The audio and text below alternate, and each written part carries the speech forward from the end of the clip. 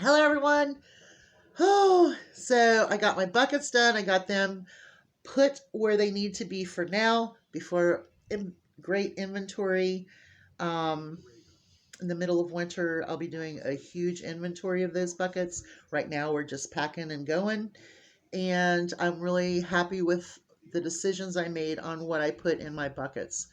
Um, I want to make it clear that a lot of the times when I have these products, some of it has to do with the fact that I have mouse issues all the time here. No matter how I poison and get it under control, it never completely stops. I live in a house that was first deeded in 1890. You can't keep mice out of this house no matter what you do. And if you can, I would love that.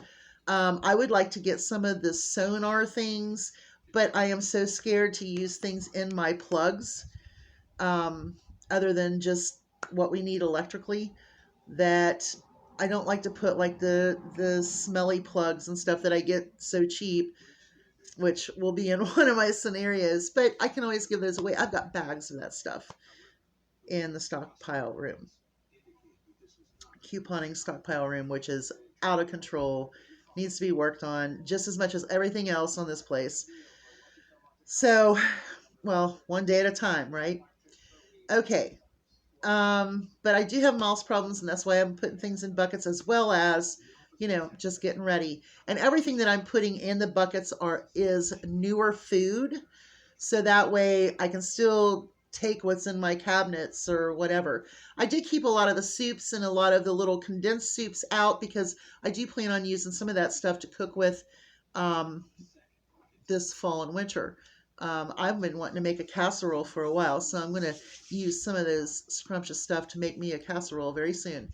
Matter of fact, within the next day or two, because I've got that chicken breast in there I need to cook. I'd have to divide it, get half of it up into the freezer still.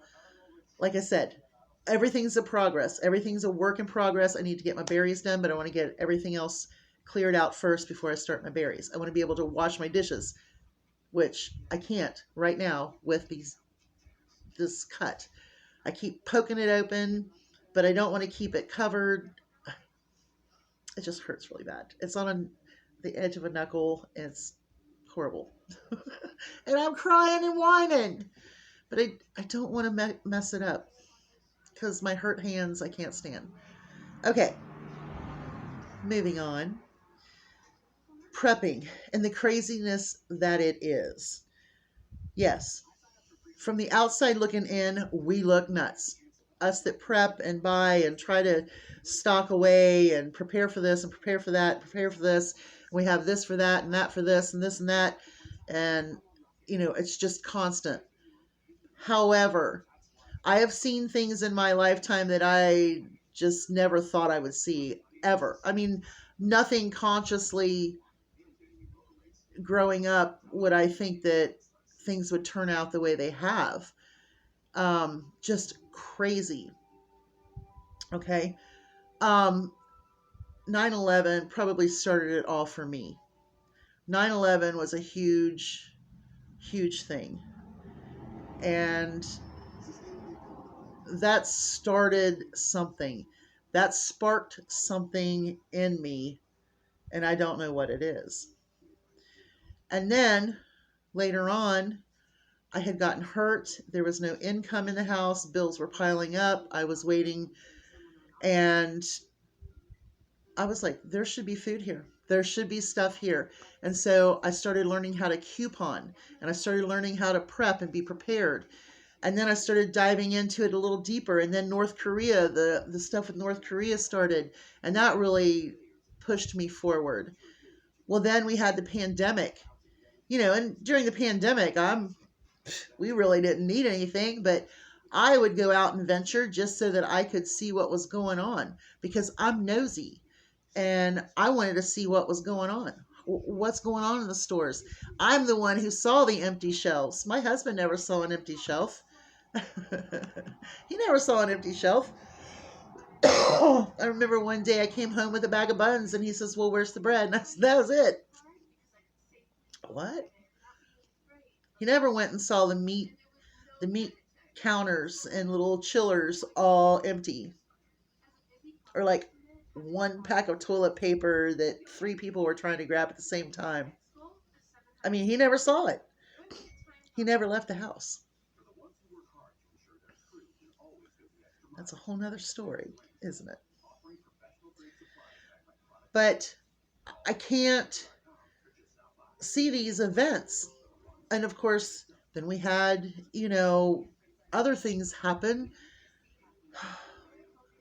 The intense rioting and protesting that came with other destructive things. And then, of course, the Capitol. I'm sorry, but people just act like it was nothing. That is something. It is something. It's not a good something.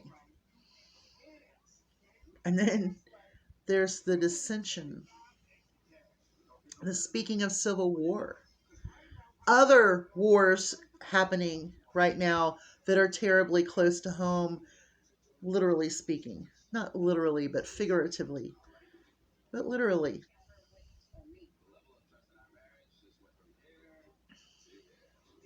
Yeah, I want to make sure I have everything I need just in case something happens, no matter what it is. If I can't buy food anymore, or if I'm not going to have availability of food anymore, or whatever. If we get hurt here, I want to make sure that we can take care of our wounds. I want to make sure that we can take care of that. We can plant when we need to. I want to make sure I can take care of that. I have the chickens.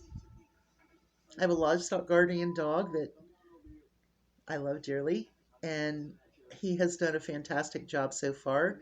We just need to get our fence up so that he can actually have a territory. I'm frustrated over that. I can't be with him all the time, and he can't be loose all the time. And so there's that problem that I have right now. But he's doing fantastic. He's wonderful. He was in here this morning, and he and I just loved and cuddled. Last night he was in here, so tonight he'll come back in again once I put the goats up. My little goats, they need to run, but they're fine. They're happy. They're healthy.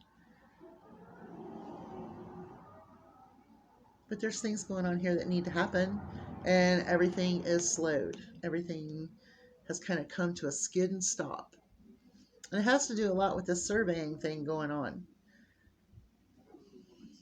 That's another huge cost.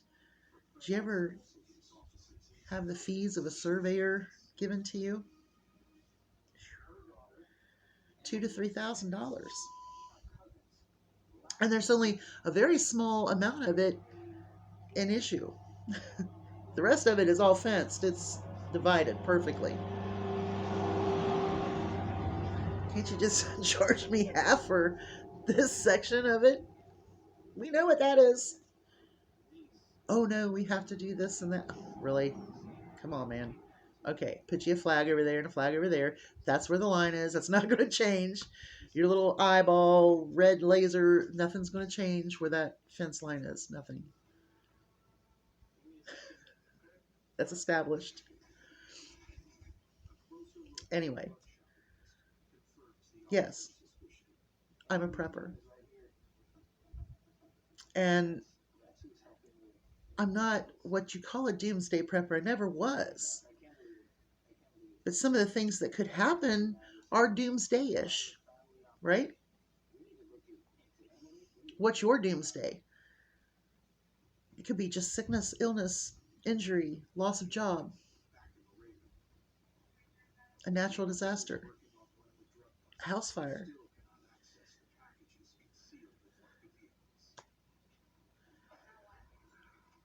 That's all. But it does seem crazy. But looking out from inside of it, it looks to me like a lot more people are crazy out there because they're not prepared. I don't know. You all have a great day. Hugs from a distance. I've got things to do. Bye.